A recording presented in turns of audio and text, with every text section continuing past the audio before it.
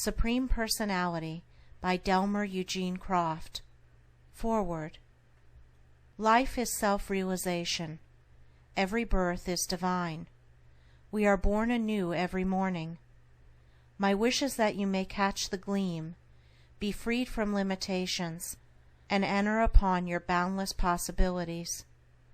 Your endowments are so rich and rare. There is no other person in the world just like you. You have genius, which if brought forth into the sunlight, would glorify with brilliant inspiration 1,000 lives. You have insight that, if it were energized, would make the desert blossom as the rose.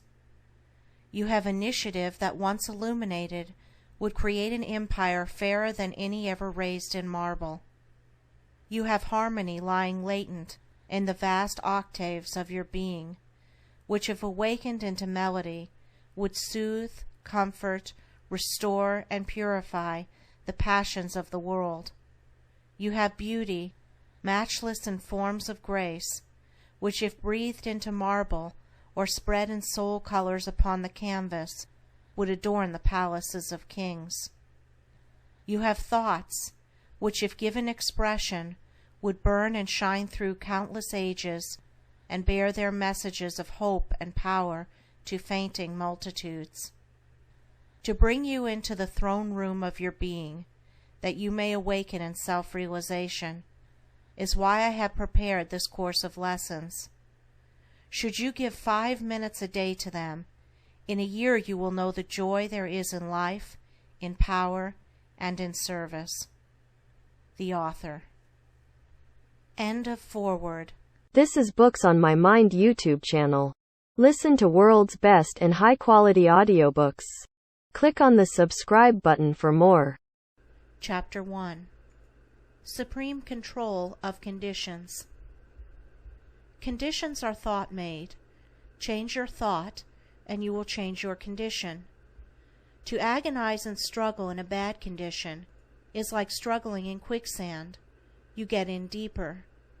Tell your bad conditions to another, and you multiply them. If the heavens are falling, and the earth is slipping under your feet, grab a big Turkish towel, walk briskly into the supreme sanctuary of the body, the bathroom. Take a thorough saltwater bath, with a few drops of perfume in it to awaken your self-respect. Then in a darkened, quiet room, take a good sleep of 10 to 15 hours. Then rise and eat slowly, quietly and happily, some nourishing food. God himself could do nothing with Elijah until he had given him a long sleep and a good meal. Then Elijah went forth and crowned a king, appointed a prophet, established a kingdom, and rode home in chariots of fire. Once you make a start, the world is at your command. Let go of the past. Stop the foolish thinking that conditions hold you. It is you holding on to conditions. Quit your self-pity, blaming others, and saying you are the victim of circumstances. Stop whining and begin singing. Then your feet will be loosed from the stocks and the iron gates open outward before you. Look away from yourself. Is your will asleep at the wheel? Awake it. See if you are sailing or drifting. Set the compass of your mind to new thoughts, fresh purposes, selfless desires. Fill your sails with boundless hope, and let your daily voyage spell service in a big way. You are not a chip on the river of life. You are a supreme master in a universe of facts. You think you are stuck in the harbor mud, but it is only that the tide is out. Command your will to put up the sails. God will send you wind and tide to bear you out of the stale, sordid mental and bodily conditions you are living in, give you wider horizon and a limitless ocean of experience. If anybody does not wish to sail with you, leave them on the shore. Let go of your past. Break away from conditions that hold you in slavery. Seek new scenery. Form new surroundings. Begin a new supreme life. Keep your body supreme. Go back to nature. Be a fine animal. Get into the sunshine, the silent woods, the open fields. Magnetize your body by walking through the dew barefooted, by sleeping on the grass, or half buried in the sand. Tuberculosis, rheumatism, insomnia are unknown to wild animals. Our bodies are sick and weak because we have denatured ourselves. Make friends of the wild animals. They will teach you how to keep well. They have not a single case of nervous prostration in all their vast forest home. Learn to relax. Drop your tension and check your confusion. Stop a few minutes sometime in the day and quiet your nerves. Rest your muscles. Calm your senses. Soothe your thoughts. Somewhere in the sunshine or under the shade of an old apple tree. Eat simply, slowly, nuts, dates, cereals, fruits. Drink abundantly of water between meals. Dress less somber. Study your personal appearance. Give it harmony. Keep your body well groomed. A bath and haircut will change the outlook of life. Quit habits that weaken the body. Never talk about your bodily weaknesses, illness, or condition, nor listen to those of others. Criticize your body and it will fail you. Praise your body and it will serve you. Take air baths, cold water plunges, or cold water sponges every morning.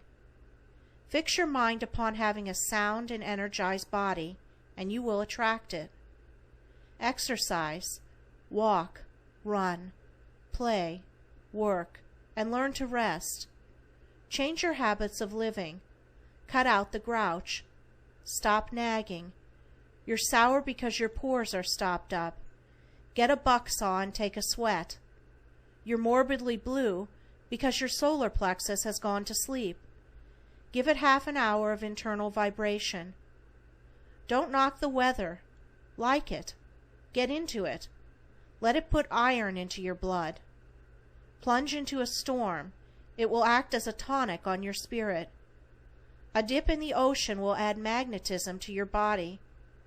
Your body is a mighty fine engine of marvelous energy. Overfed, underfed, overburdened, neglected, abused, weakened, shamefully talked about, yet year after year it goes on generating the divinest thing in the universe, life.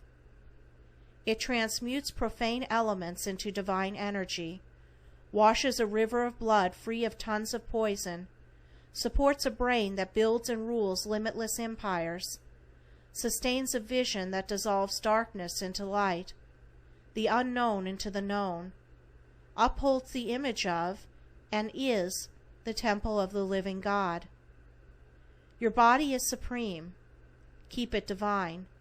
Strip your body bare and lie in the sunshine. Let it soak deeply into the tissue.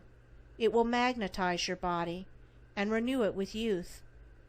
Take these sun baths every sunny day possible by lying on a couch before a large window, or even better, out in the open air. If you want a magnetic body that is supple, elastic, and youthful, give it sun baths and air baths daily. Keep your mind supreme. Your mind is limitless. You were born to lead, not to be always led. Think for yourself. Do your own planning. Make new plans. Train your mind to think alone. Misery is rust on a mind that has stopped working. Train your mind to delight people. Don't follow the crowd, but step softly among human hearts. Train your mind to think big. Expand your mind until it encircles the universe. Stop fussing over little things, over useless people, and fill your mind with new ideals and fresh purpose. Stop wailing over flowers that will never blossom on the north side of your house. Go around to the south side and make a new garden. You have a temperament that is likely to be misunderstood. That's fine. So did Savonarola, Columbus, Galileo, Luther, Whitfield, Emerson, Lincoln, and Christ. 7 cities fought for Homer, dead, through whose streets the living Homer begged his bread. The reputation of Christ was just the opposite of his character. These stood thinking their brave thoughts on the horizon where truth asks you to stand. You are better than you think, or as good. You are the sum total of your thinking. Build thought palaces, not mud huts.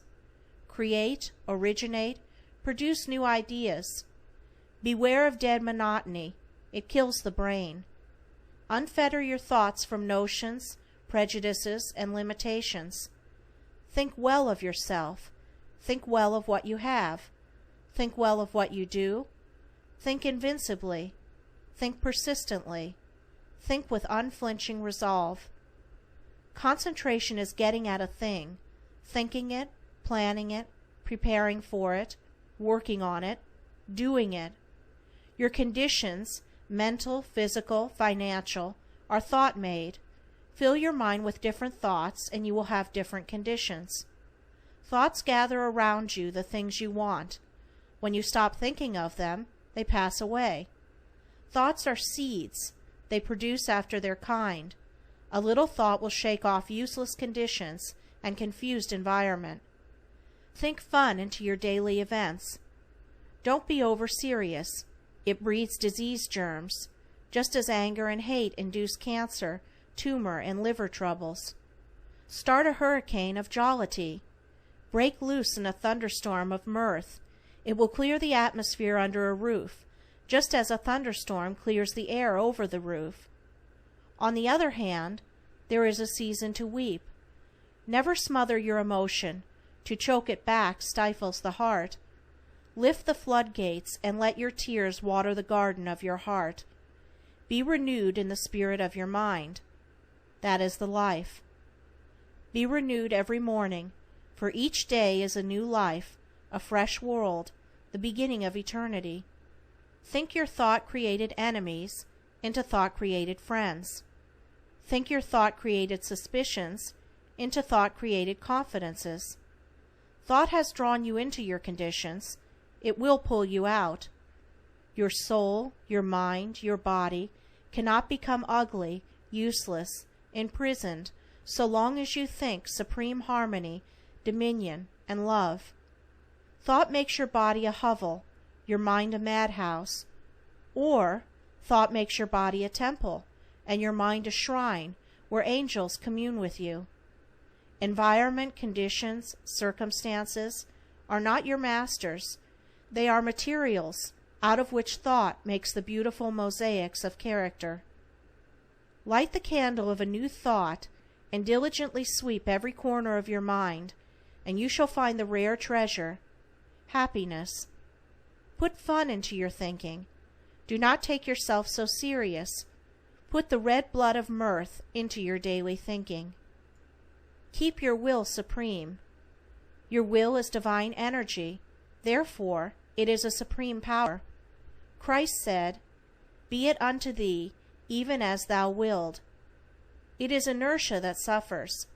Fate, fear, and doubt are children of the imagination. The power of the will dissolves them into mist. Will power into your being. Will power into your work. Will power into your ambitions. Will power into your expressions.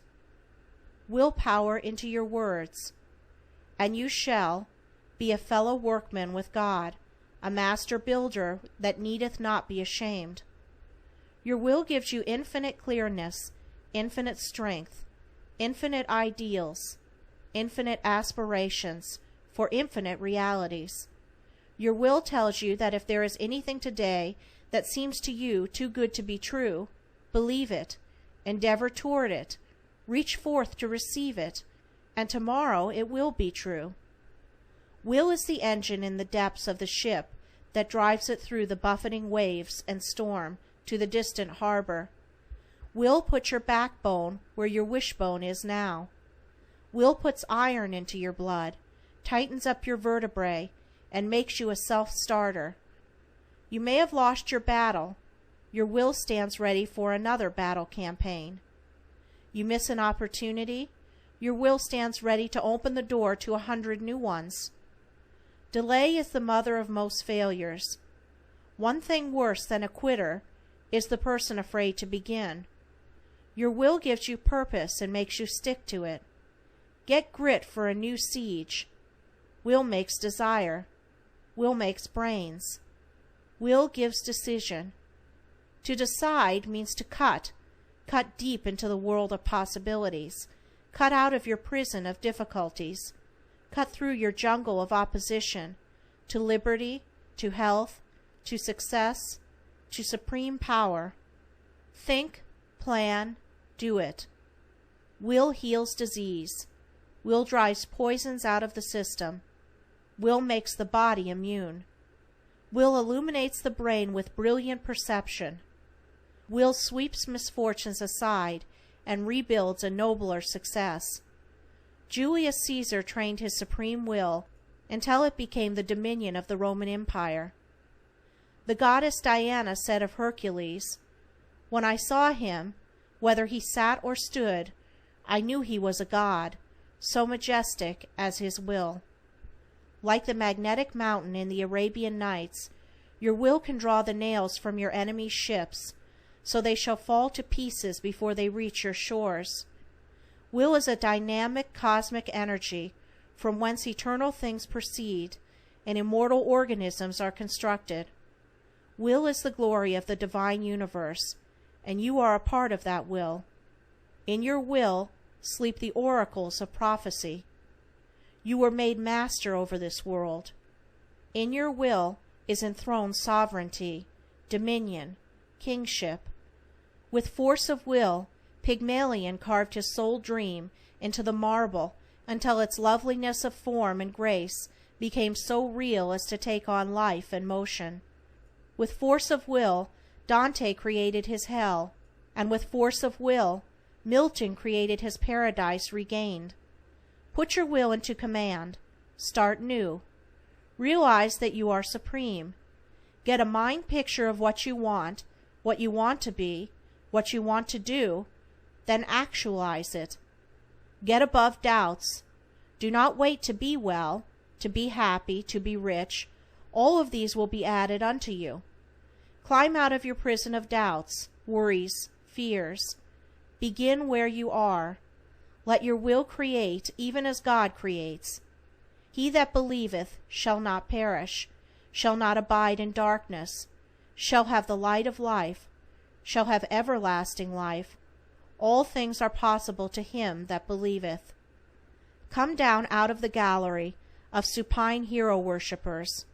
Get into the arena and be the hero. Quit the drivel of matinee idle longing, and get onto the stage of life, and get the bouquets for yourself. The world is waiting to ring up the curtain for your star part in life. You can work miracles. A miracle is a wonder, a marvel, a supernatural occurrence, a result obtained by suspension of natural processes. You can do that any day. The miracle is that so few do it. You know Ibsen's play, The Dollhouse, how the wife forged a note, raised the money to send her husband to regain his health. How he did regain it, returned to great prominence and wealth as a banker. Then the blackmailer threatened to reveal the crime. How the husband rushed to his wife in anger that she should have done such a thing, that it meant ruin to him in his high position. How the wife replied, "Why, I expected the miracle, that you would save me as I saved you, that you would say that you did it." If he only had, what a marvelous, what a wonderful, what a supernatural thing it would have been. Christ made whole and useful a withered hand. People say, "Oh, that I could do such a wonderful thing." Well, why don't you? See the withered hands around you. A young woman with a beautiful voice but no means to cultivate it. You have 1,000 or so in the bank. You can save that voice to a world that needs song. A young man with a fine mind, helpless to go through college. You have means to give that mind to a world in power and usefulness. The natural thing is for you not to do it, The supernatural, the miracle, is that you are divine enough to do it. A man, a woman, is forsaken, friendless, cruelly judged by the world, their goodness blasted, their spirit crushed, their hearts bleeding, their lives made useless, withered. The natural thing is to avoid such, stand aloof, be quite scornfully indifferent. The miracle would happen if you went to them, lifted them up, restored them to society. I have said, avoid useless people.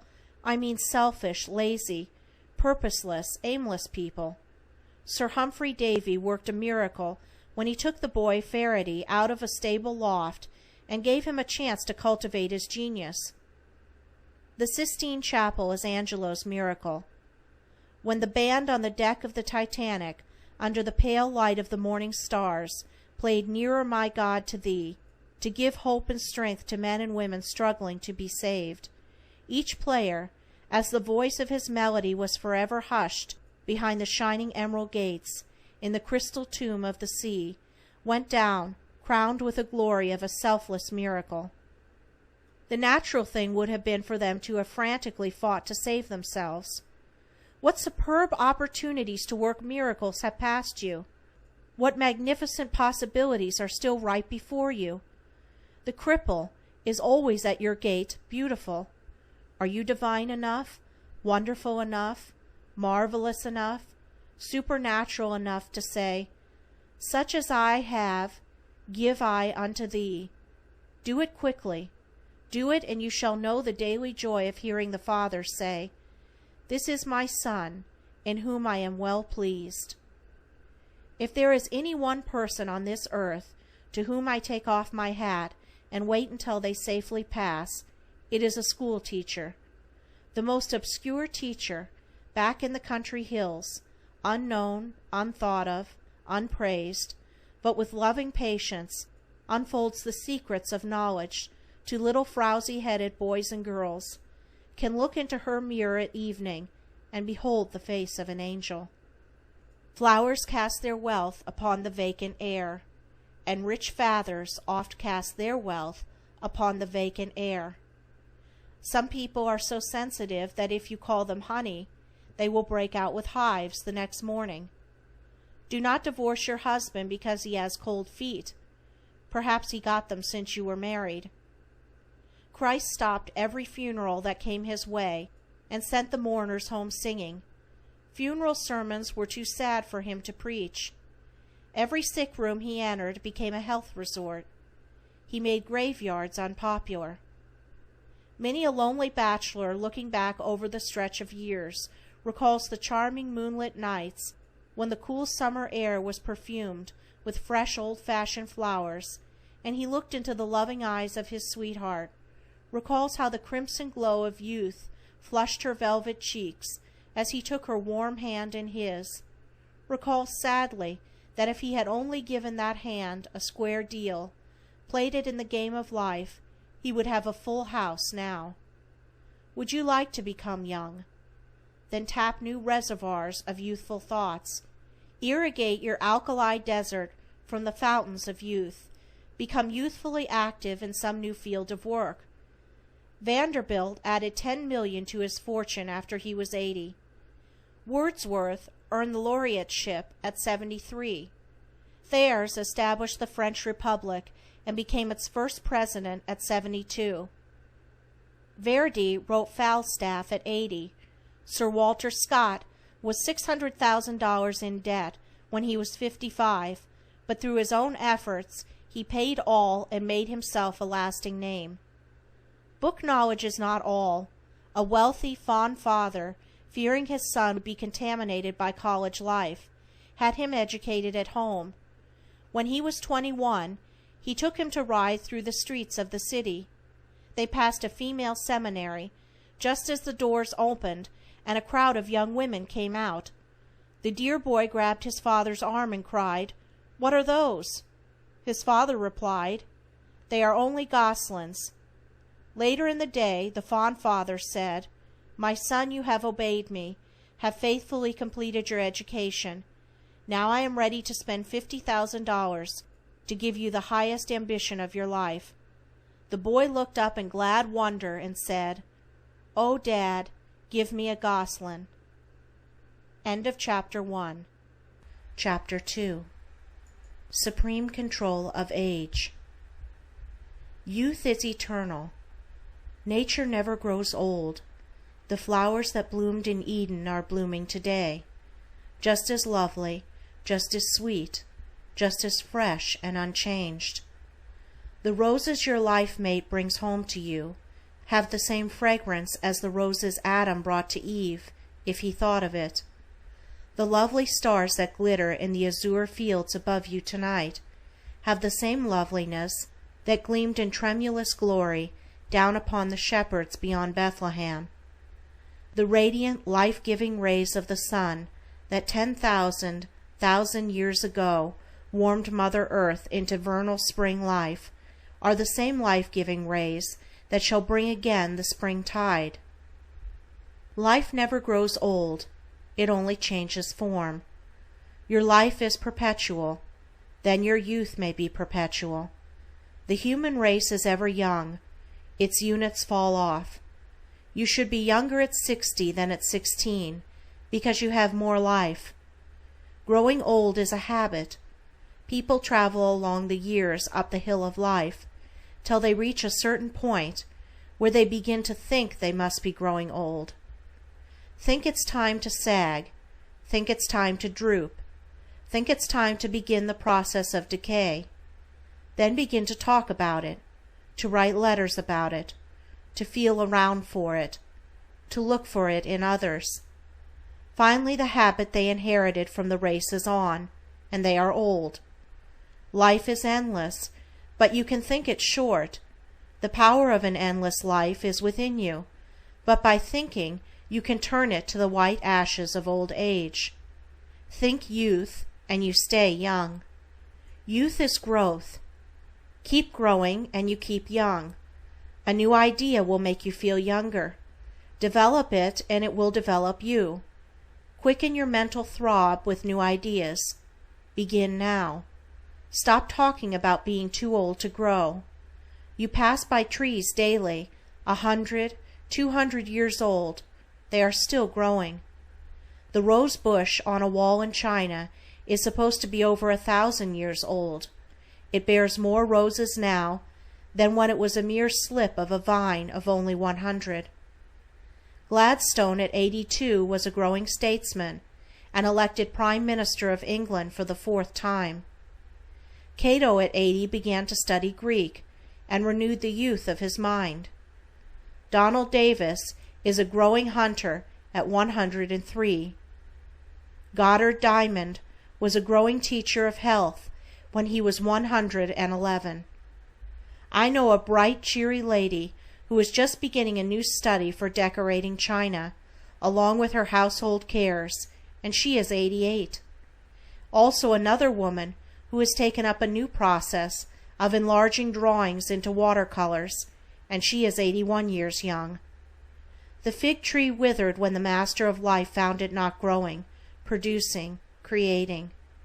When you stop growing, you will wither by the same law. Grow something, create something, produce something, and the law of youth will pervade your being. Youth is observing the law. Observing the law of health, the law of mind, the law of growth, the law of harmony, the law of production, the law of expression, the law of beauty, the law of selflessness. Keep your bodily forces up. Rebuild destroyed tissue. Keep the system free of waste. Stop poisoning your body with anger, hate, jealousy, fear. Keep your mind sweet. Think cheerfully. Avoid mental turmoil and excitement. Two great enemies of youth are worry and fear. The next is selfishness. Think every morning when you rise, this new day is new life. It is fresh from the hand of God. It is mine to use. I will increase it unto the perfect day. Grow in each day, and make each day grow. Check discord. Quit useless discussion, for it weakens and withers. Stop quarreling. Check complainings. Root criticism out of your life. You are bigger than these things. Get into harmony. You are the world upon worlds, universe unto universe. Study your words to make them have beauty, your walk to have grace, your personality to make it magnetic, your smile to give courage and comfort, your presence to have it healing, helping, inspiring. If there be any virtue in whatsoever things are lovely, think on those things. Youth is loving work. Like what you do. Do what makes you and others happy. Enter your daily work with joy. Adjust it until you do like it. Learn to love work for the happiness it brings. Put joy into your work in the morning, and you will find it multiplied into happiness at night. Work is a law of youth. Inaction is decay. Inertia is death. Men and women do not usually lose their positions, they drive their positions away from them. The law of work will not stand personal abuse, any more than the law of beauty will endure brutality. Form an ideal of your work, make a mental picture of it, simplify it, orderly it, beautify it, then glorify it. Start the process in the slightest degree and you will get a result. Put a new shock absorber on your disposition. Bring your fine sensibilities to your work. Be big morally, be deep mentally, and work with confident expectation. Put rules and system into your daily task. Exercise your self-control, your self-possession, self-mastery. March up to your task with efficiency, backed by a dominant will.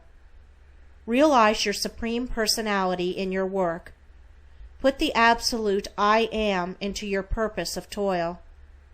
Put dominating decision, I have decided, into your efforts. Put invincible determination, I will, into your complex problem.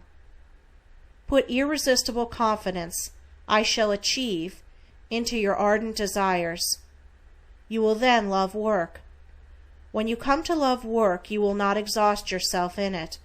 You will not tire your brain and body with its friction, because you will not work with selfish purposes, but work to enrich the world. Love is the fulfilling of the law. Youth is supreme cheerfulness. To be funless is to be lifeless. Good cheer is the tonic of youth. If you are so sad you cannot laugh at something, then laugh at nothing.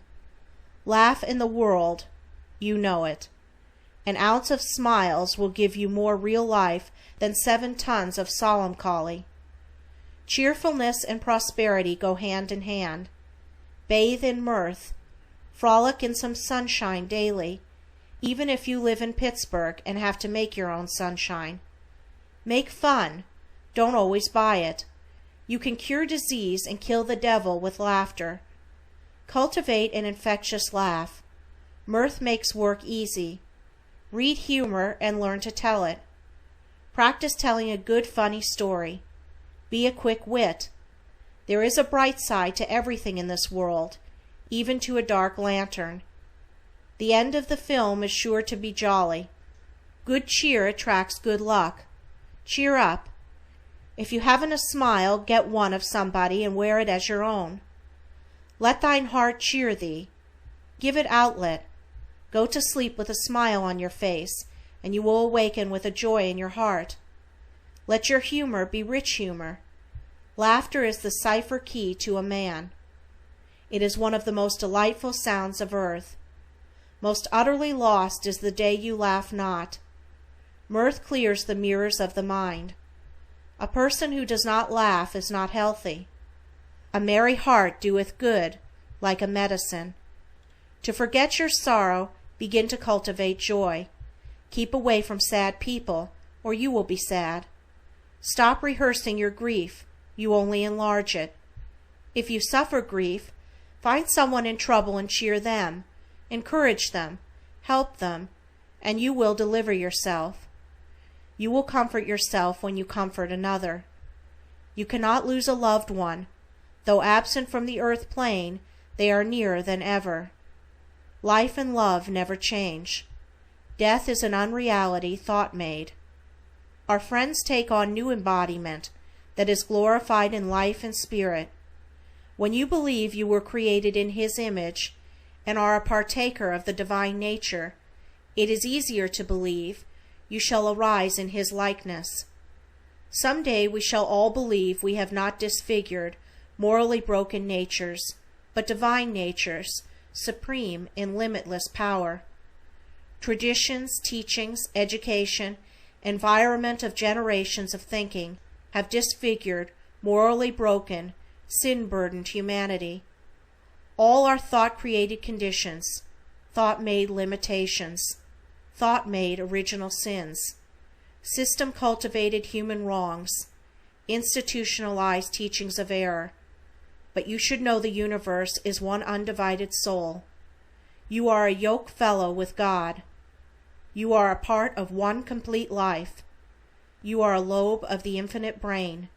You are a supreme personality of absolute personality. Nothing that has life is God-damned. Where love is only a dream, the marriage is an alarm clock. If you cannot endure your mother-in-law, you can begin your plans at once to live alone when your children are married. A quarrel between two people to settle things is a good deal like a dog fight in a flower bed. The only things that get settled are the flowers. Nearly always, when you hear the lusty wail of a boy with energy plus filling the air, you can look in at the window and find a woman's hand at the seat of his trouble. You can overwork your notion of neatness. A woman in Vermont crippled her usefulness for life by mopping a hole through her kitchen floor and falling into the cellar. End of Chapter 2. Chapter 3. A Supreme Daily Life Method. A Central Plan. Do your mental work in the morning, your manual work in the afternoon. Do not dictate letters in the afternoon. From 10 to 12 in the morning is best. The brain is usually at low ebb at 3 o'clock in the afternoon. Do not have your desk so that you have to look sidewise at persons approaching you. It blunts your personality. By no means have people enter behind you. It is the most negative psychic influence possible. Let your position in your office be such that when anyone approaches, your eyes will fall upon them as near a straight level as possible. Plan your workroom for efficiency. No matter how small, how large, or if it be but a bench, put your character stamp on the plan of the work you do. Go to that work as a king goes to his throne. Centralize your work. Plan it. Work your plan. Have a system of order. Set your mind in order first. If you are living as I have taught in the lessons that have gone before, then your mind will assume a supreme command of order almost at once. Classify what you do. Keep matters separate. Do the big things first. As you classify, drop the non-essentials. Weed out the useless. Never spend a minute of your morning hours winding up a string or folding a piece of wrapping paper. Do that when your brain tide has ebbed out in the afternoon, or not at all. Don't hunt for a pin, or sharpen a pencil, or manicure your nails after you reach your work of the day.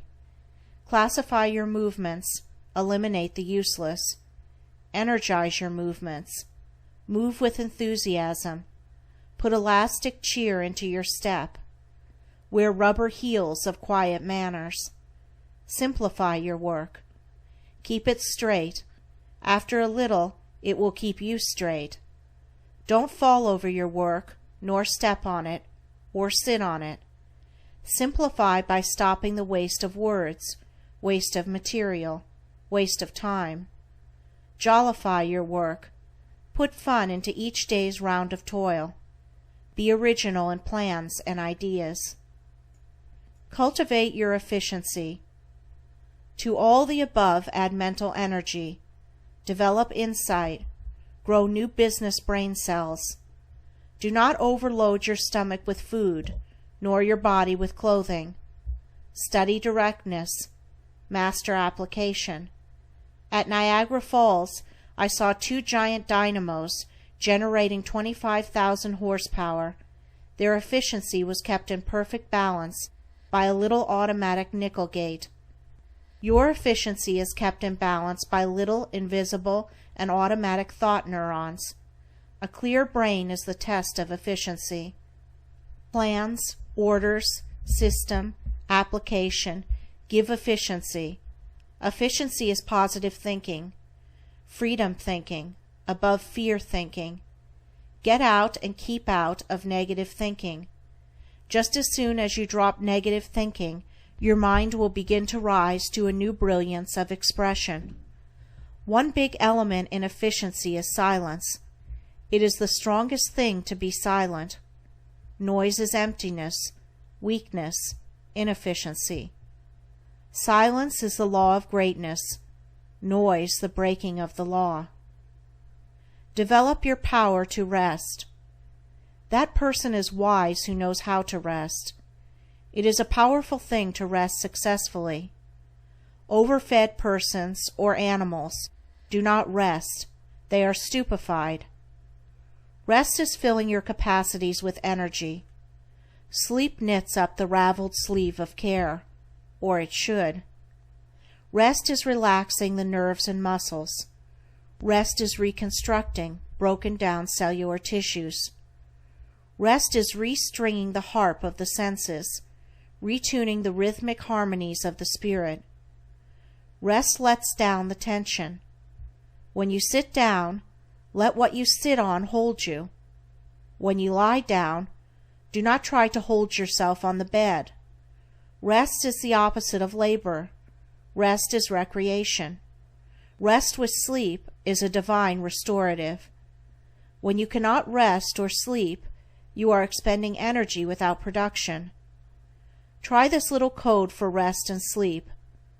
My mind is empty. My soul is at rest. Repeat it with your eyes closed and your body relaxed. Say it just as you would imagine the swing of the pendulum of an old-fashioned hall clock. I never knew it to fail of inducing sleep. Never rest or sleep with light falling on your eyes. Shut out the world and noise. Grow the fruits of the Spirit. Love, joy, peace, gentleness, goodness, faith, meekness, temperance. Against such there is no law. Do not sit down and wish for them, nor wait for someone to bring them to you. Even God will not bring them to you. Grow them, cultivate them, produce them. No power on this earth can defeat you, make you fail, or overthrow you if you fill your spirit with them.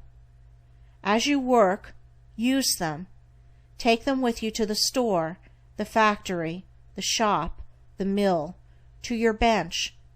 Take them with you to the office, the counting room, the courtroom, and to your throne room.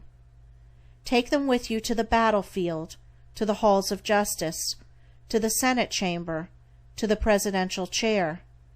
Take them with you through the streets, along the highways, and over the unbeaten paths of your life. Take them with you down the rivers and out into the storm-driven sea. Chain them to the wheel of your ship. Sail on through the starless night alone. Trust them, for they are the initiative of the Supreme in you. Train your voice. Take your snarling, growling, snapping, whining voice away into the jungle, and leave it to the wild beasts. Take your sobbing, sniveling, trembling, dolorous, sanctimonious voice down into some dismal swamp and bury it. Train your voice as you would tune a harp. Your voice is an index of character. Keep it on the level. Let it speak as one having authority. Charm it with modulation. Make it ripple with music. Allow no thrust of anger to ruffle it. Intensify it with determination. Strengthen it with courage. Give it dominion and power. When other voices are hot and spumming around you, keep your voice cool. Never allow your voice to become dull, dubious, uncertain, shrinking, or hollow. Voice tones that are round, rhythmic, full measured. Have a serene and reposeful voice. Look at what you speak. Reflect your soul in your voice. Let the manner of your voice be calm, smooth, collected, but energized with positive forces. Have a cheerful voice, a voice that makes one think of sunshine and smiles. How to love relatives. To love your relatives, be away from home all you can. To have them love you, keep about 300 miles between you and them.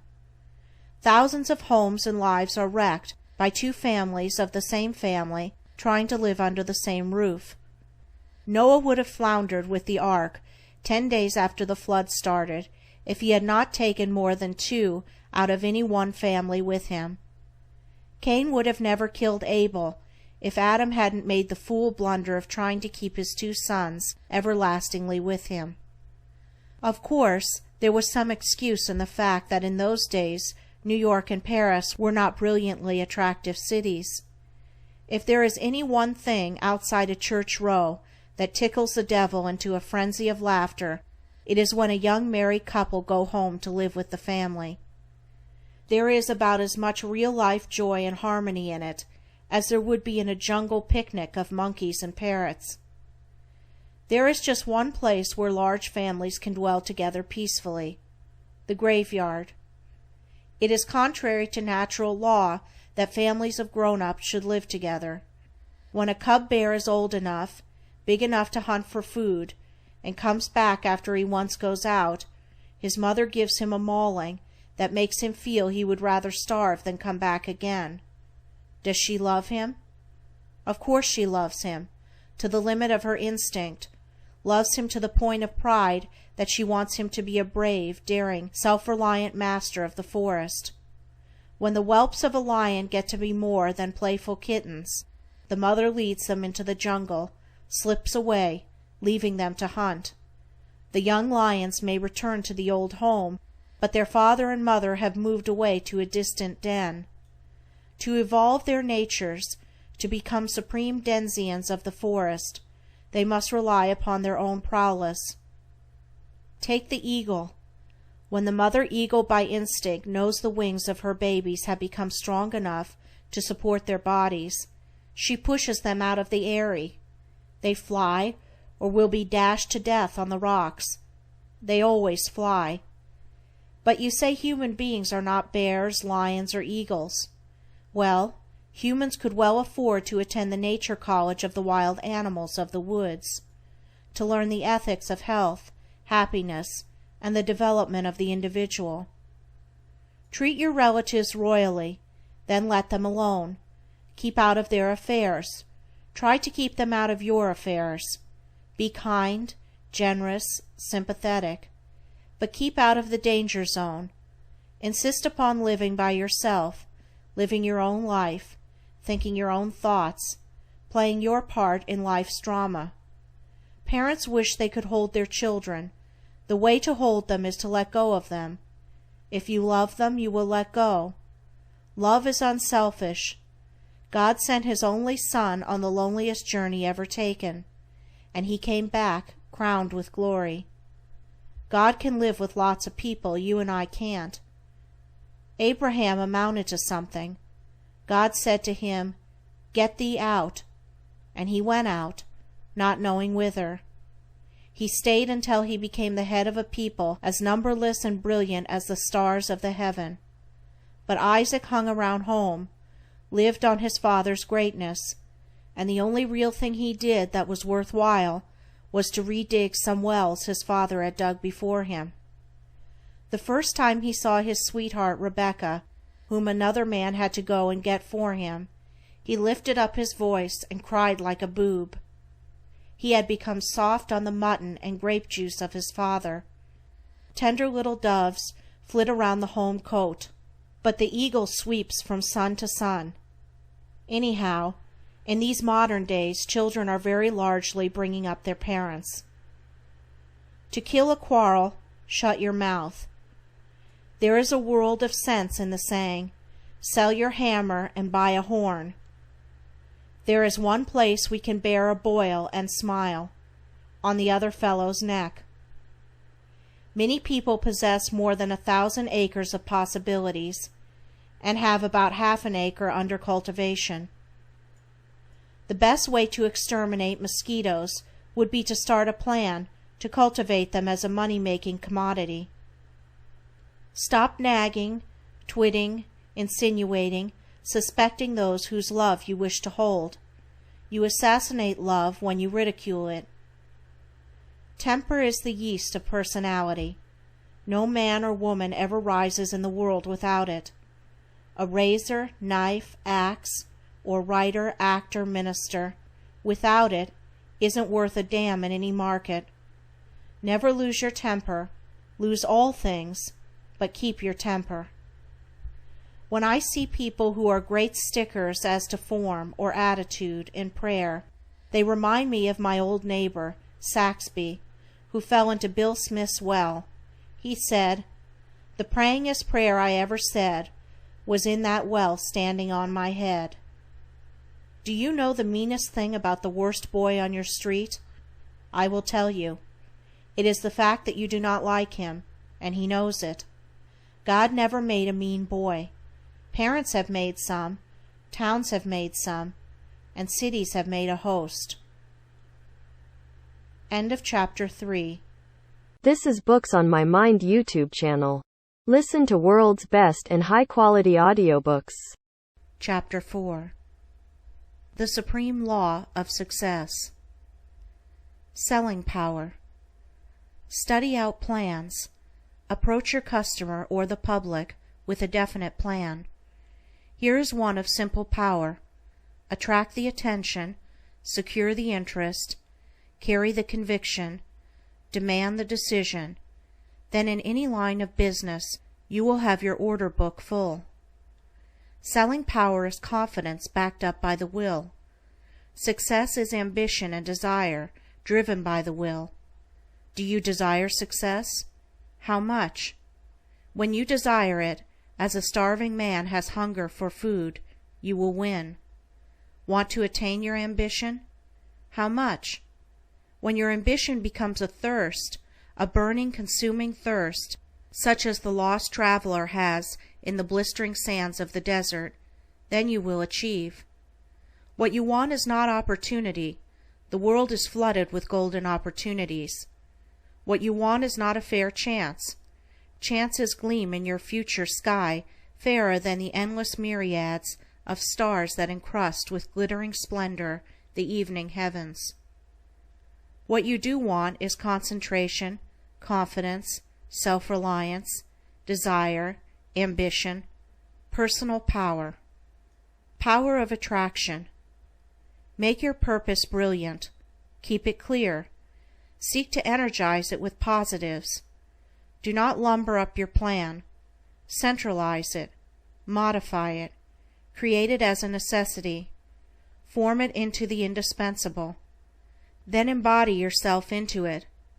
See that nothing about you defeats or neutralizes attraction. Have a burning interest in your proposition. Look for fulfillment. Anticipate success. Make the world feel that you know you are right. Stop asking folks if they think you will succeed. Of course they do not, because they have not. Hold your mind relaxed in silence. Make your desire active. Set your wishes in motion. Confidence attracts confidence. Positives attract positives. Bring out your latent forces.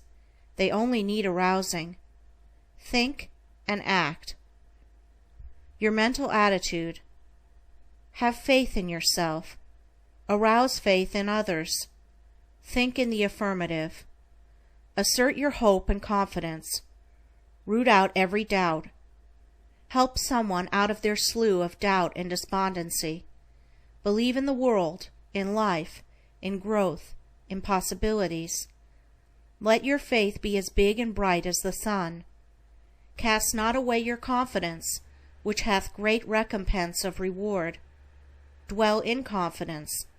Hold fast your confidence and hope unto the end. Keep your mental attitude independent. Keep it brave. Think of money as a means, not as an end. Seek wealth for the power of service it gives.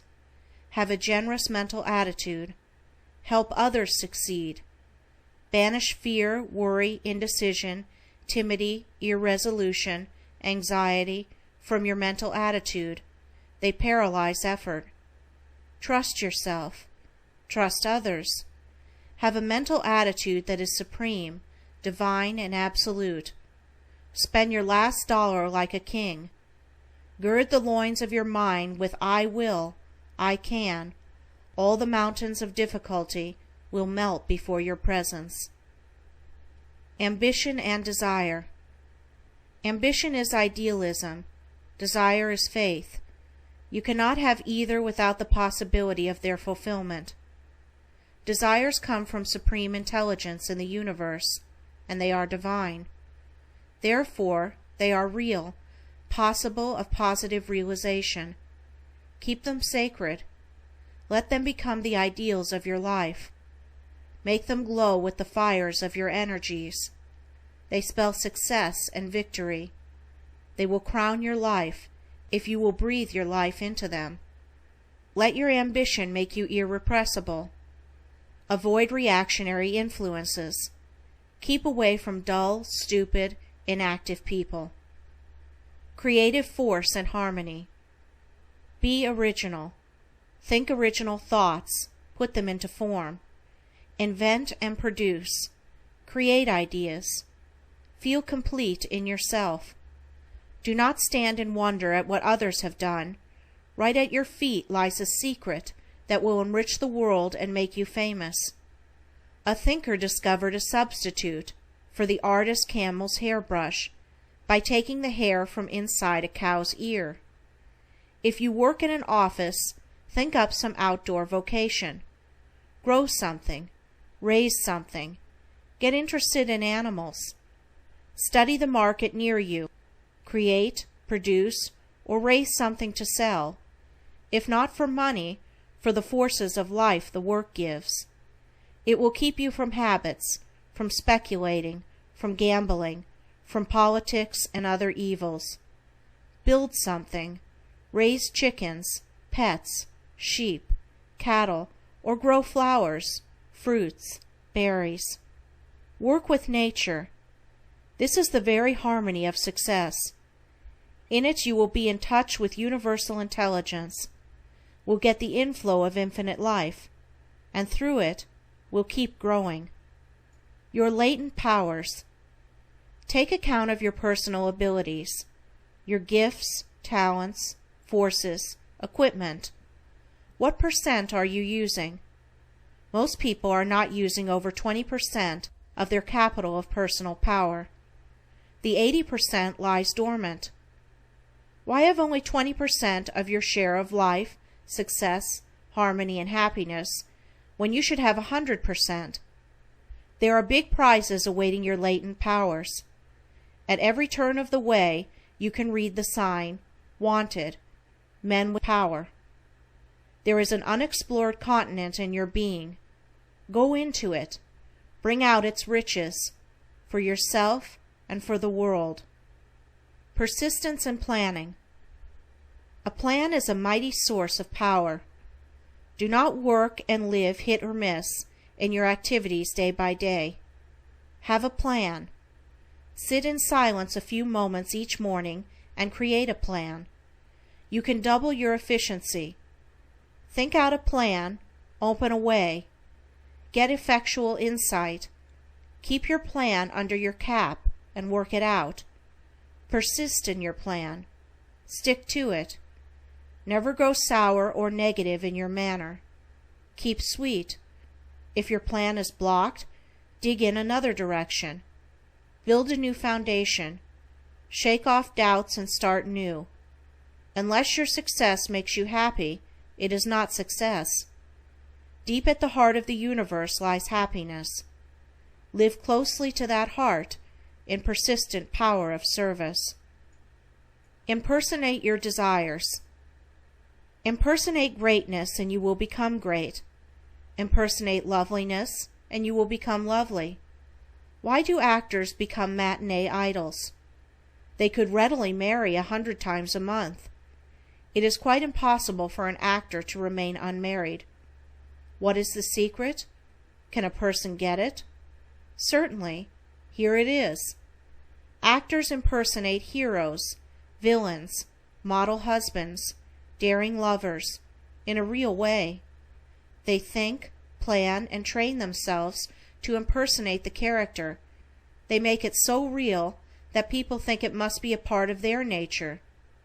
You can do it, young man, bachelor, widower. If you are only half a man, half a lover, impersonate a whole one. If you are so bashful that it makes you blush to walk with your best girl in the garden where the flowers are in bed, impersonate a dashing daredevil, scamp of fascination, and your sweetheart will faint from adorable bliss and fall into your arms. If you are a coward, impersonate a hero until you are one. Do not stand on one foot, or bite your fingernails, or tear the rim off your hat, trying to tell a beautiful, healthy, 20th century young woman you love her. You'll be all to the mustard. Do something brave. Go hire a kid that is a good swimmer to fall into the lake as you and your sweetheart are walking past. Then throw back your shoulders and tear off your coat and leap in. The kid will get you to shore, but you'll be a hero in her eyes. Impersonate the hero, and you will win the heroine. Young women, if you would marry a hero, impersonate beauty. Maiden lady of quite impossible age, if you would marry the best man in the world, impersonate youth and beauty. Dear languishing widow, if you would marry a real man, impersonate youth, beauty, and wealth. You will win. The odds are much against you here in the East, where in every state there are thousands and thousands of more women than there are men, but you will win. Men follow actresses around the world because they impersonate love, passion, beauty, virtue, and nobleness. The men really think actresses must possess what they portray. You see, it is all a matter of thinking. It does not matter how many times a man has lost on the races. If he is a good sport, he will bet on the next horse that looks good to him. Women need to impersonate looking good, better, best. Not on occasions only, but all the time. Men like women who are good pals. So ladies, impersonate sympathy, kindness, patience, good fellowship, enthusiasm, in the things that interest men. If you belong to the citrus family, impersonate the peach. If you belong to the nettle family, impersonate the violet. You may be so homely that your face pains you, but think of the impersonations of beauty you can buy at the drugstore. Impersonate silence. A young lady in Philadelphia lost her voice, and she had 19 proposals that year. Impersonate form. You may be as angular as the streets in Boston, yet almost any department store will shape you up. You may be so fat that you haven't seen your feet in years. Still you can impersonate so much good nature that men will be attracted to you as flowers to the sun. Have confidence in everything you do, even when you eat sausages at a quick lunch next door to the dog catcher. Hell is not paved with good intentions. Hell is paved with sanctimonious pretensions. When you get up, where does your lap go? When you love, where does your hate go? After you have walked the floor all night trying to get the baby to sleep, you can at least be thankful that you do not live in Greenland, where the nights are 6 months long. Avoid hot words and anger. You might tell the truth.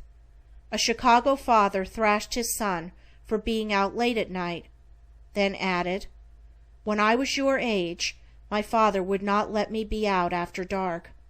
the boy answered. Then you must have had a devil of a father. The old man came back hotly. I had a damn sight better father than you have. Fretting is like a rocking chair. You can do a great deal of agitating in it without getting anywhere. Do not kick at the squirrel that runs up to you in the park. It may be only mistaken identity. He thought he saw a nut. Children radiate truth. They intuitively feel and express it. Elsie had been bad, and her mother sent her upstairs to talk it over with God. After an hour she came downstairs singing. Her mother asked her what God had said to her. Oh, she replied, God said, Great Scott, Elsie, don't feel badly. There are a lot of worse people in this house than you are.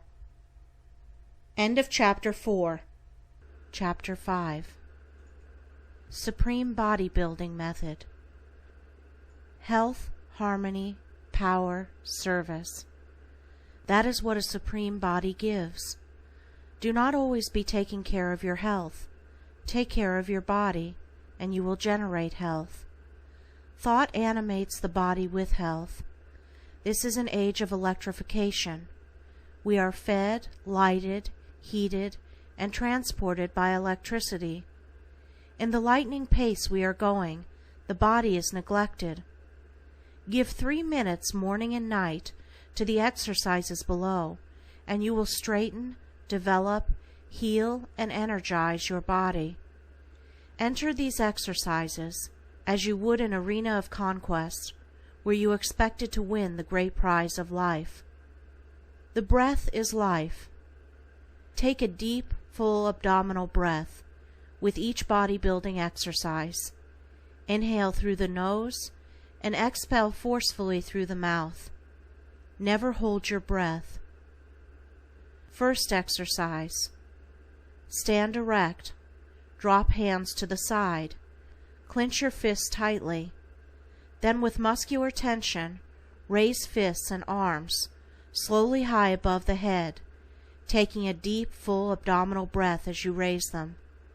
Relax and expel the breath forcefully through the mouth. Repeat 5 times. Second exercise. Place the left hand flat in the right. Clasp them. Resisting with the left, lift with the right, putting full strength into the effort until the hands are lifted above the head. Taking deep breath, as in the first exercise. Relax, expel breath. Then repeat with the right hand resisting the left. Repeat exercise 5 times. Third exercise. Grasp the hands firmly above the head, letting them be at rest on top of the head.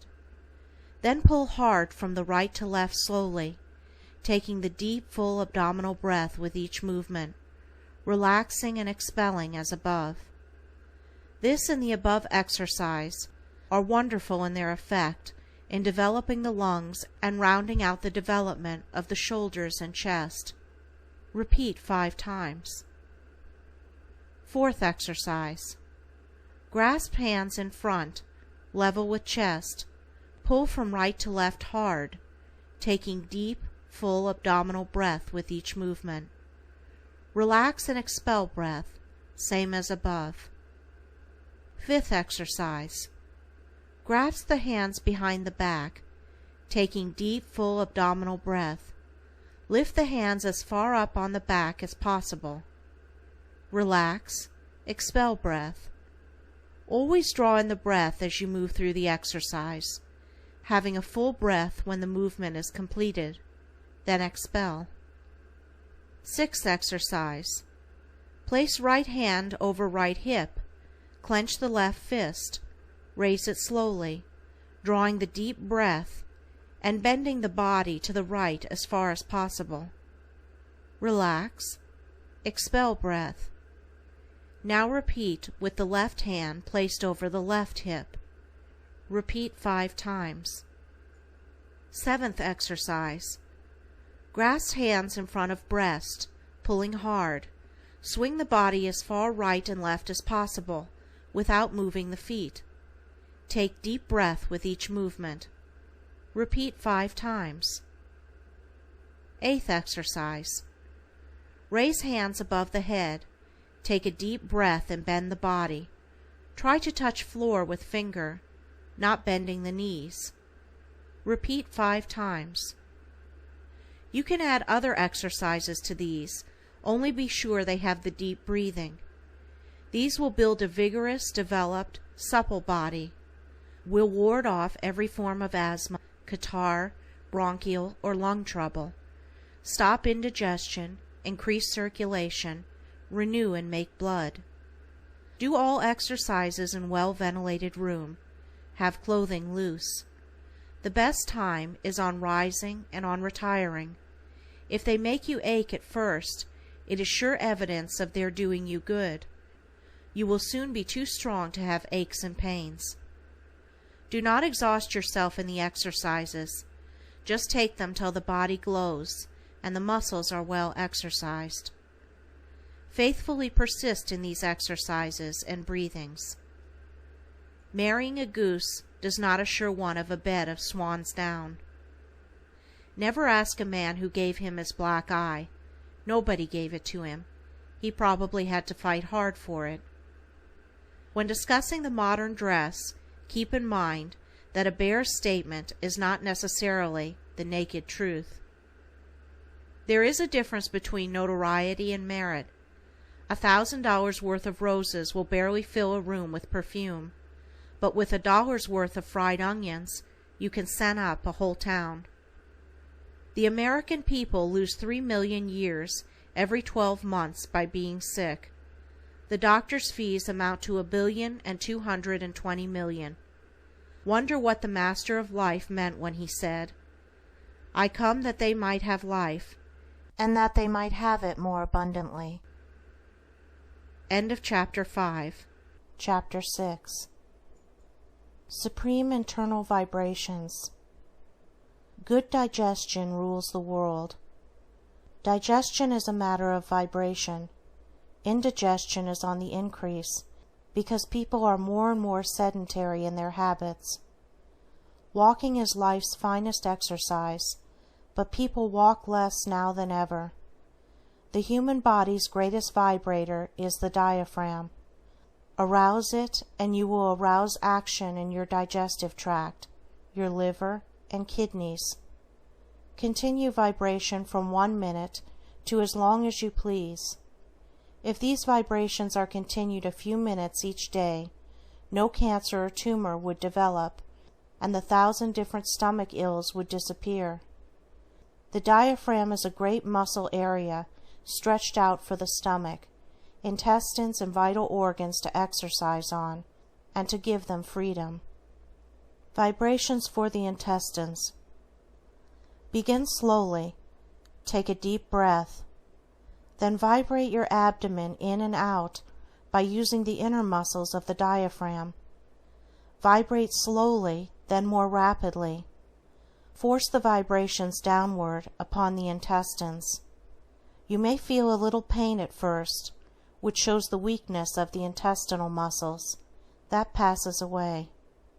The diaphragm is the great digestive engine of the body. Work it all you can. Vibrations for stomach and solar plexus. Raise the vibrations upward, just as before you force them downward. Repeat the series with full breath several times. Also give the vibrations a little twist of the body, so as to get the circular movement over the stomach. Vibrate the solar plexus with short, sharp vibrations far up into the chest. This will cover the muscles of the lungs and of the heart. This is a very essential work, as it gives new strength to those muscles of the heart and lungs to ward off acute attacks of any kind. Vibration for torpid liver. Direct the vibration to the right side. Do them strongly, so as to arouse the liver thoroughly. This is a very important exercise, as it bears directly on rheumatism. It increases the acids, starts secretions flowing. Rheumatism calls for dry climates, non-acid diet. Avoid sweets and starch. Take saltwater baths. Drink lithia water. Walk all you can. Change your work. Be sure to drink a cup of hot water each morning on rising. Put a little salt in to help cleanse the stomach of septic acids. Drink 2 cups, all the better. Constipation. The best vibration and advice is that above for this trouble. Be regular about going to the toilet each morning. Eat vegetable diet, rye bread or graham. Eat little meat. Chew your food to a liquid mastication. Keep up the intestinal vibrations. In 20 days your constipation will be a trouble of the past. Headaches and biliousness. These are the results of auto-intoxication, the worry, hurry, eating fast, eating too much, overexerting, anxiety. All of these poison the process of digestion and assimilation. Take a dose of Epsom salts, castor oil, or Cascara Sangrata, then regulate your diet.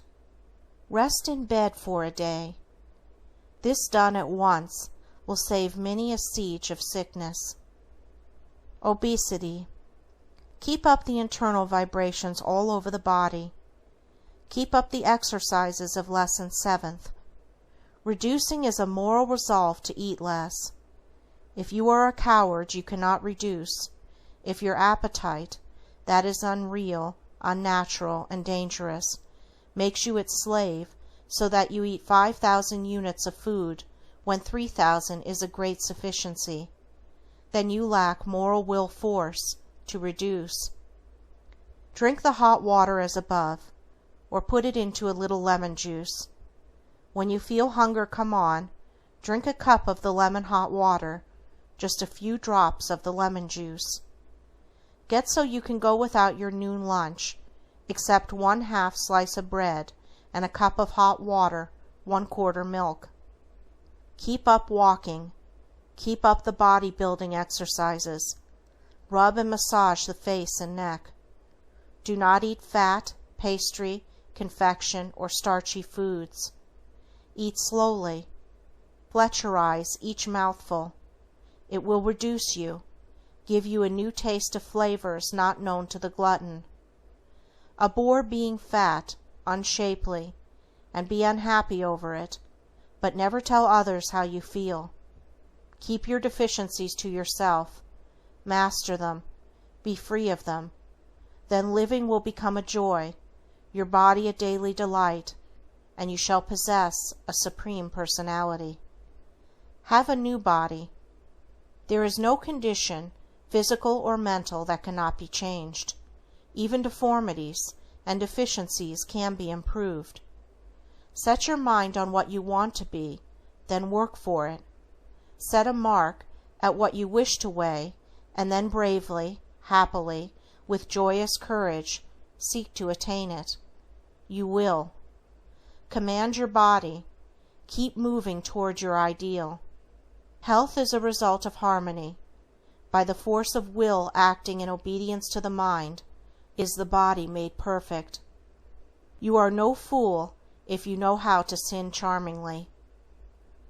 The most fertile source of family trouble on earth is an inheritance. Do not spend your life leading asses to fountains of wisdom, for you cannot make them think. The life path of many people is like York Street in New Haven. It begins with a hospital, is populated with doctors, and ends at the cemetery. All nature is triune: earth, water, atmosphere. Her agents are heat, light, electricity, ether, magnetism, aura. Her kingdoms are mineral, vegetable, animal. Her animal life is aquatic, terrestrial, aerial. Her formations are angular, circular, spiral. Man, her highest creation, is physical, mental, spiritual.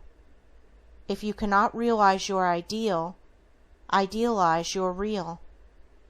Sleep is one of nature's sanctuaries. An alarm clock has no more right to disturb it than a foghorn has to blow off in a prayer meeting. Be glad when you meet a crank. He may give you a suggestion that will make you a self-starter. Very few men are smart enough to fill 5 reels with genuine daredevil acts of villainy, and get away with it, by coming out an angel at the end of the film. Heart failure is largely acute indigestion from selfishness. Sunstroke is quite likely brought on by anger and anxiety, head up by relatives. Apoplexy is hate breaking up housekeeping. Paresis is free love embellished with champagne.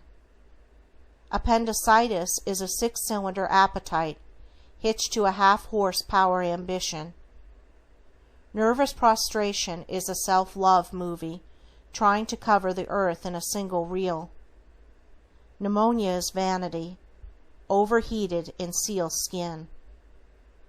End of chapter 6. This is Books on My Mind YouTube channel.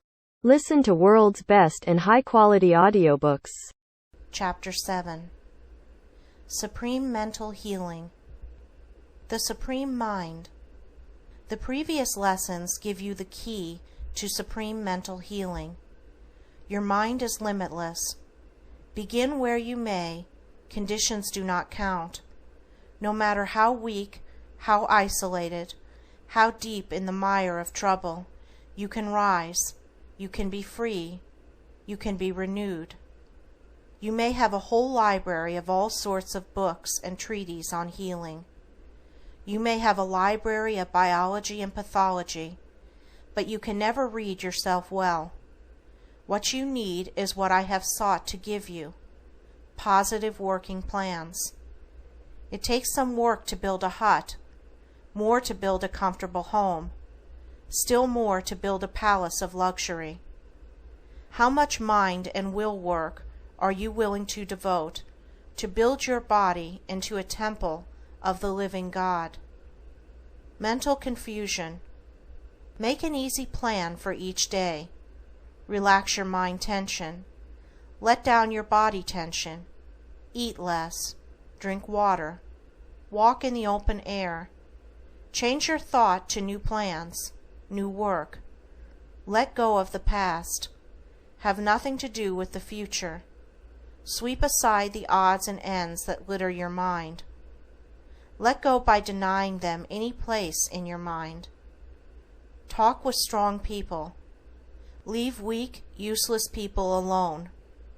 Take a salt bath by going into the ocean or in your own tub, using a full pint of common salt.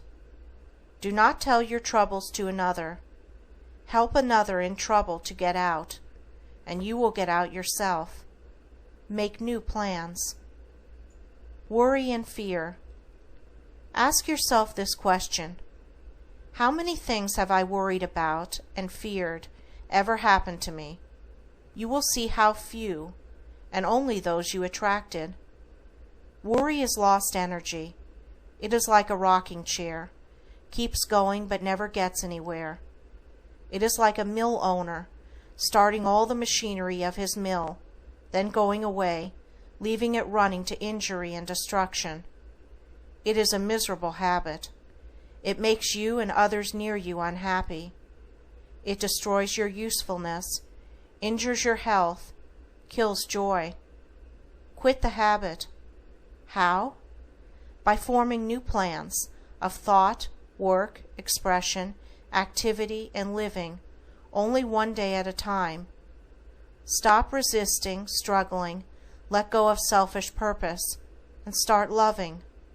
Make a change. Start new. Grow something. Make something. Laugh when you think you are going to cry. Depressive moods. Dress in light colors: pink, lavender, green, red. Get away from browns, blacks, and dead colors. Try blue if you are nervous. Eat very lightly. Walk till tired. take the saltwater bath, not hot but cool. Stop self-pity, change your surroundings, even if all you can do is to turn your bed around. Seek new people, make new plans daily. Nervous troubles. Build your body with my lesson 5th. Take plenty of nourishment, sleep in the middle of the day, simplify your daily living, keep away from sick and unhappy people, stop talking about your own trials, let go, drop fretting over trifles, check selfish desires, go afield with the sheep and cattle, do not let your housework make you a slave, plan some new outlet, do something different, banish anger, forget self, help some lame dog across the street, borrow a poor child and go out to the zoo, lift up someone who is down, do strong things, avoid excitement, keep out of the crowd, check strife and antagonism, get the happy habit, think one thing at a time, let that be a pleasant thing. Insomnia. Retire loving the world, letting go of self. Drink a cup of hot water, quarter milk, with a bit of salt. Relax mind and body. Say the word, sleep, just with the rhythmic swing of a clock pendulum slowly. You will sleep. Be rid of habits. Quit making excuses for the habit. Stop lying about its being hereditary. Resolve and you are free. Keep away from the cause of your habit. Shame yourself when you commit it. Praise yourself when you master it once. Destroy the desire of your habit by putting a good desire in its place. Stop buying tobacco or drink and buy flowers, music, or a farm. Rouse your will. Severely call yourself to account when you slip. Stop talking about how you suffer or how hard it is. Talk about the victory. When you are tempted, sit in silence 10 minutes and say, I am supreme. You will win over any habit that you may have.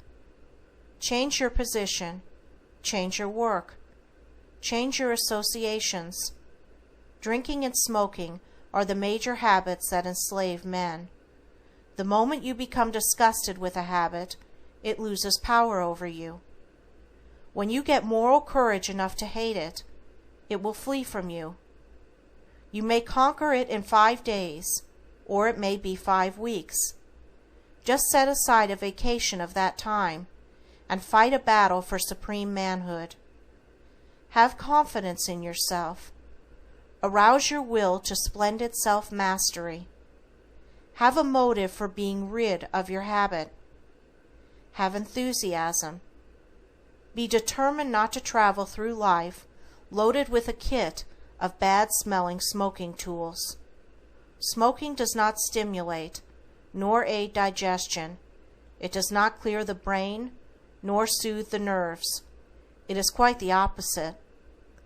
The same is true of the liquor habit. A habit is a deficiency. It is a vicious enemy that mars and defeats Supreme Personality. We become like the things we think. Retire from business every night.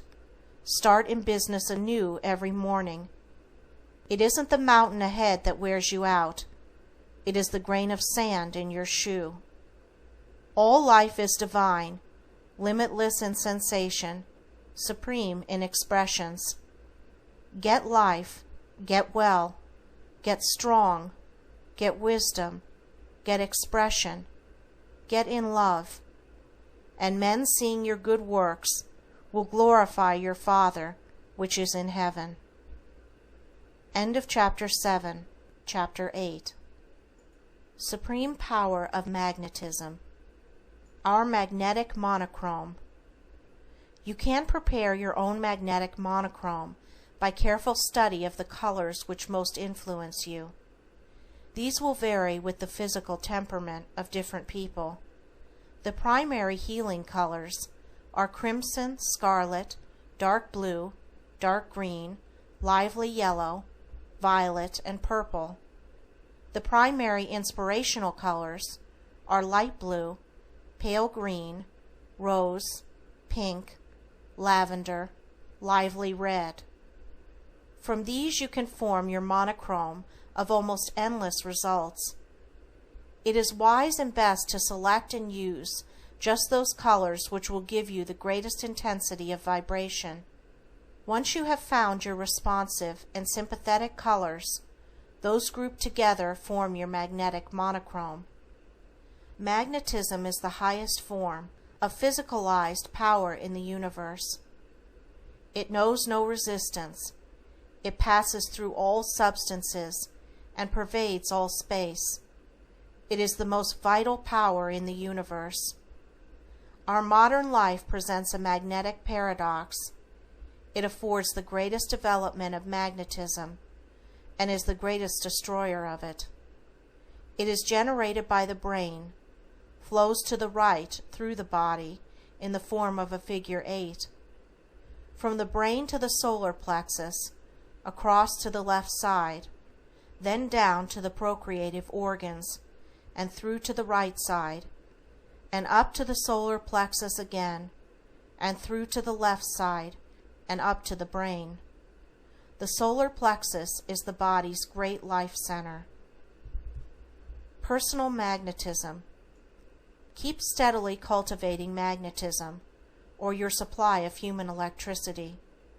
The solar plexus is the great sympathetic center of the nervous system. Keep it aroused and active, and you will increase your magnetic forces. Sensation, emotion, and intensity of expression rise from the solar plexus. Magnetism is generated by brain forces, focalized by thoughts. The nerves are the medium of transfusion. Colors increase the vibrations. The moist palm of the hand forms an electrode when applied to any affected part. The brain, by thought, starts the magnetic currents of healing force through the arm into the part treated. Let your eyes rest on the color of the monochrome used. The current will then be complete. By practice, you can greatly intensify the healing thoughts and so increase the flow of magnetism. While giving yourself the treatment, or to others, breathe deeply and regularly. Have the body relaxed while treating, better lying down. Have your eyes on the color. Also, if treating another, have them look at the same color. Mental disorders. In all mental disorders, like hysteria, grief, distress, fear, melancholy, select that color from your monochrome that most suits your particular temperament. It may be light green, or yellow, or pink, or one of the blues. You will soon be able to quickly tell which gives the greater relief. Use only one color at a time. You will find that, after a little, you can summon to your mind the color you desire without even using the actual color in the monochrome. In case of injuries. In case of injuries, swellings, inflammation, local pain, apply both hands where possible.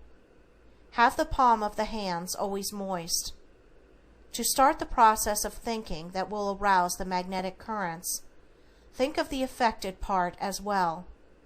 Think of the pain as leaving. Now, in treating the heart for palpitation, think of it as quiet, as strong. Praise the heart for its wonderful endurance and power through the past years. Think of the strong, abounding heart of an ox or moose, and think that strength into your heart, that your heart is like it in power. You will see a decided improvement. Use the colors of the monochrome in such cases as will give you the best vibration, the color that best responds to you. Try the red, violet, blue. Most heart troubles are not troubles at all, but troubles of digestion. Give attention to diet, and keep your intestinal tract clear. Treating the eyes and ears. In all troubles of the eyes and ears, apply the hands over the eyes, letting the palms rest firmly, but not pressing upon the eye, with the fingers up over the forehead, of course having the eyes closed. Also treat with one palm over the eye and the other at the base of the brain. Use the colors of the monochrome that give the highest intensity of magnetic response: the purple, violet, blues, and green. In treating the ears, do the same. Place the palm on each side of the neck. Also treat the throat with both palms, and with single treatment of one palm. It is not necessary that both hands be used at once, but it increases the force to do so. Treating the solar plexus. Treat the solar plexus daily by resting both hands lightly but firmly over the pit of the stomach. Use the colors crimson, dark blue, violet, and purple. Untwist your solar plexus by cheerful thinking. Get new life force into its withered and neglected condition. Invalidism is only a withered solar plexus. Cultivate laughter to arouse it. Work at laughter until you sweat profusely. Do the same by walking and other exercises. Stimulate life in your solar plexus, and you will return to youth. As I have said, the solar plexus is the great magnetic center. Keep it actively healthy. Bathe it with sunshine. In treating the kidneys, place the palm of the hands over them flatly, and use the colors as above. Treat the stomach and liver with the same colors. Also treat the lungs. The length of time for a treatment can vary from 2 minutes to any length. Ofttimes, the soothing effect will induce sleep, as placing the palms over the temples for nervous headache. The more you develop the magnetism, the more readily will the effect be accomplished. Provoke an evil and you produce it. The place to feel for the poor is in your pocket. A kiss is something like gossip. It goes from mouth to mouth. Chewing gum is like worrying, a useless waste of energy. Keeping close tabs on the calendar and clock induces the creepy feeling of old age. Have nothing to do with useless people. You cannot get wool by shearing a hydraulic ram. The mothers of America will in a near by day reset the cornerstones of this republic. Never stop a man running with a hat box in his hand. It may be his wife's hat that he is trying to get home before the style changes. Dress youthfully, keep out of shadows, love the sunlight, fresh air, the world, and the people in the world. Live for others. Let the howlers howl, let the growlers growl, let the scowlers scowl, and the gewgaws go it. You keep in the light, be brave in your fight. You'll win all right, and I know it. Anonymous. End of Chapter 8. Chapter 9. The Supreme Law of Telepathy. Life is spirit. The spirit of man is the candle of the Lord. Just in the degree you think and exercise your supreme nature will you know the power of the Spirit. Spirit is the essence and manifestation of life. Through it you shall realize, shall experience, shall see, shall know, shall live. His ministering spirits go to and fro through all the earth, doing His good pleasure. Nothing can come except we attract and draw it. Nothing can stay with us when we let it go. All are made one by the Spirit. You are an enthroned being. Around you are forces of the Spirit waiting to do your bidding. The moment you attract them, the windows of the universe are opened, and the power of the Spirit is poured upon you. It is everywhere.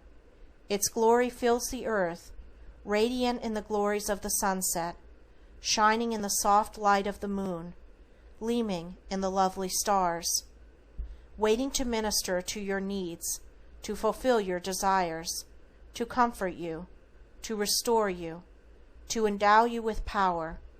You are of the Supreme Spirit. The law of telepathy. It is a supreme law whereby one soul may reach and minister unto another soul. It is spirit manifested through thought waves. It is magnetism spiritualized. It is a mystic wonder of spiritual manifestations. It inspires visions, dreams, premonitions, and through vibration of wave thoughts gives universal communion, soul companionship to the children of light. To use the law, sit in silence, relaxed. Summon a mental picture of the person you wish to reach. Get clearly as possible the actual presence in your mind. Then begin to send the wave thoughts by repeating impressively to yourself or aloud the message of your code. Never try to do this when tired, exhausted, or excited. Think intently on the message and your desire to reach the mind of the person you wish to aid. Students should practice both sending and receiving telepathic messages and influences daily. Never think that the will, condition, or temperament of the person to whom they are directed will retard, obstruct, or destroy your work.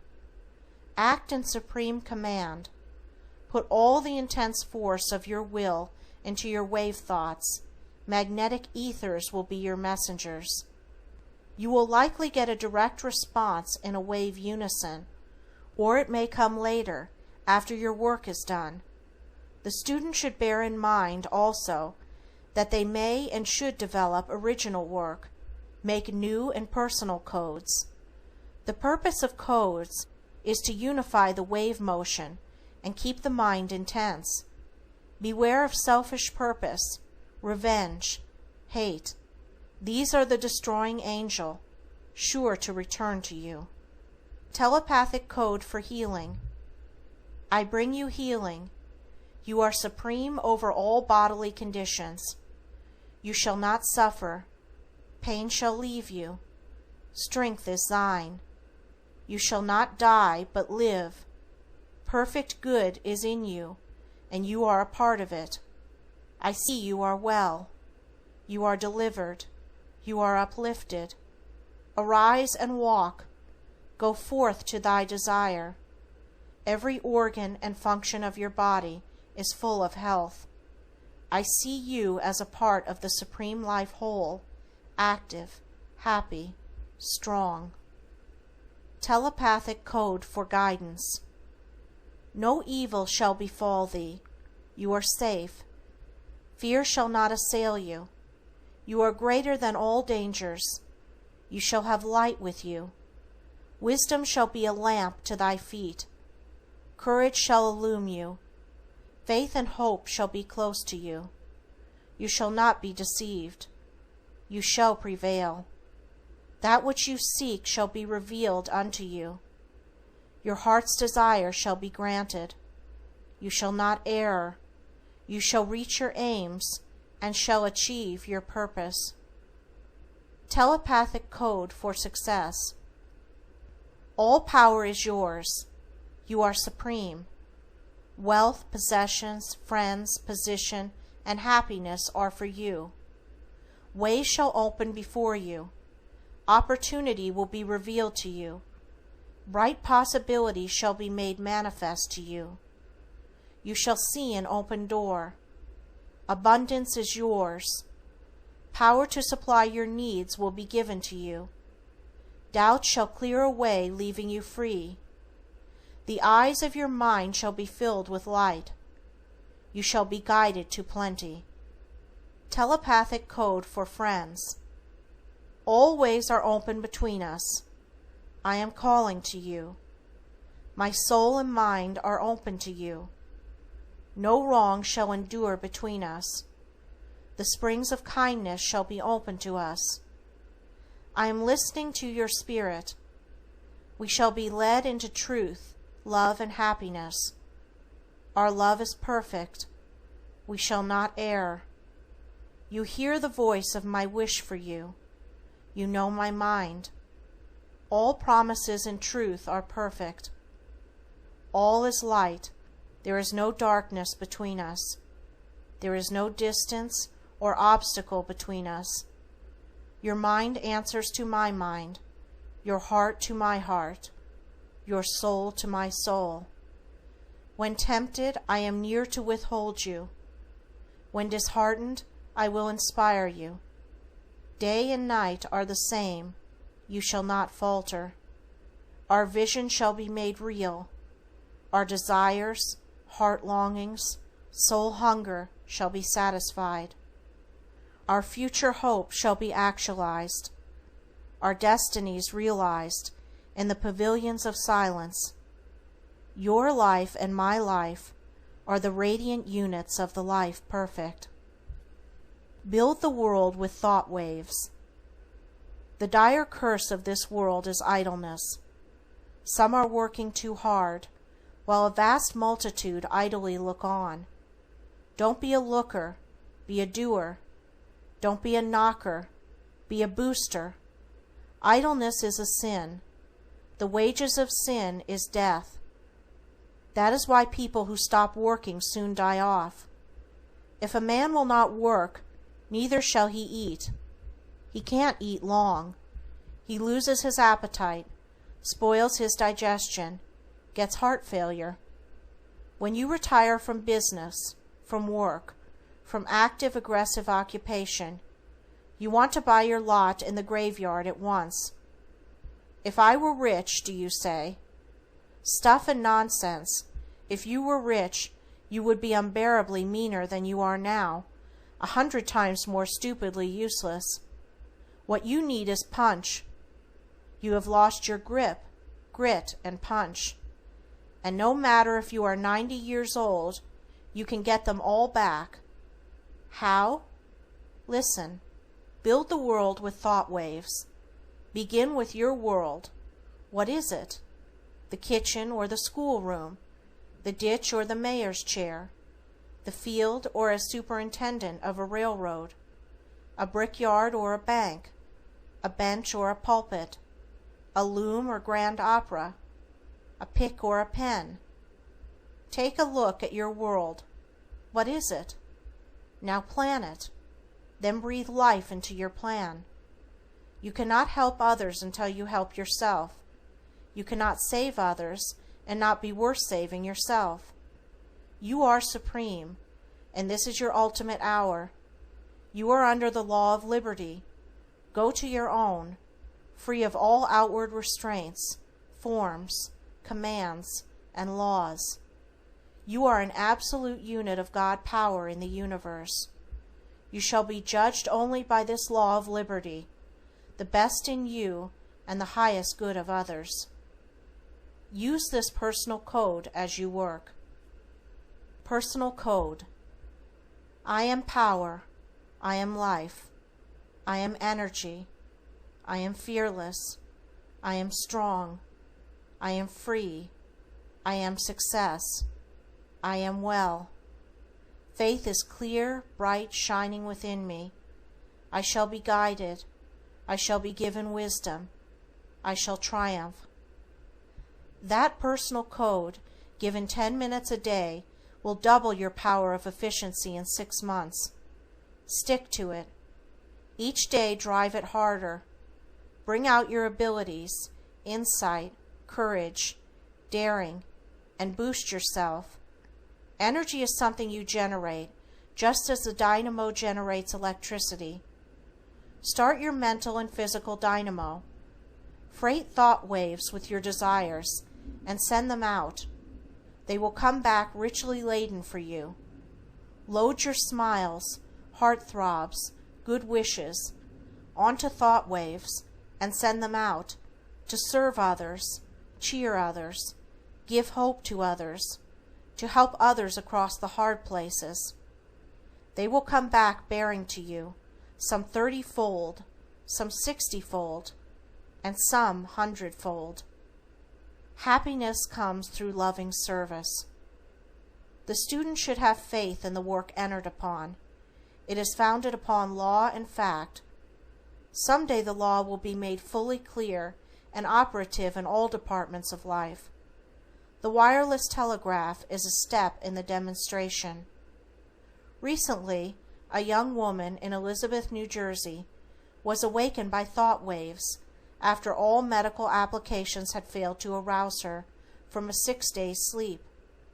An acquaintance of the author's was warned by thought waves from his mother to avoid danger. He was so deeply impressed that he delayed a day, his western trip, and so missed the train that went down at Ashtabula. A husband who was some miles distant transacting business received the thought waves from his wife that she was in danger. He hastened with all speed and found his home in flames. A young lady felt the impress of thought waves from a young man to whom she was engaged, and decided not to join a boating party. On the return trip, the pleasure launch took fire, and 6 of the party perished. A whole volume could be filled with most interesting cases of positive results of telepathy, or thought waves. But let the student begin and test the marvels of this mystical power. Never squeal.